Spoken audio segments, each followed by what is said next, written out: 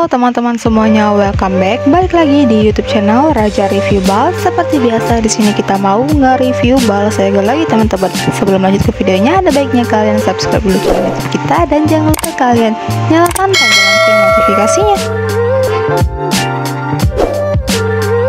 Oke, langsung aja kita lanjut ke videonya. Nah, di sini kita lagi bongkaran crew neck atau sweater teman-teman ya, dari kode bal Hard Trading ya, merek Hard Trading dengan kodenya MRTH teman-teman ya.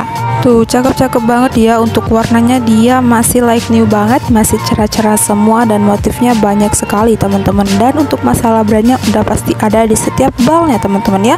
Tuh cakep banget ya untuk crew necknya ya. Oke, disimak terus videonya sampai habis ya.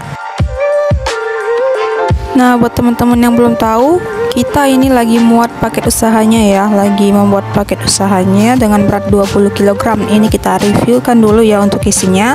Nanti dia dapatnya di 20 kg, jadi dapatnya itu di 4 kapit karena bal segelnya ini dia nggak nyampe 100 kg, dia hanya 80 kg, jadi kita dapatnya di 4 kapit paket usaha teman-teman dengan berat 20 kg itu ya. MLB, Supreme, banyak sekali brandnya di dalam bal ini. Untuk harga paket usahanya, dia harganya di 1.500.000 aja dengan isi di kisaran 40 sampai 45 piece teman-teman ya.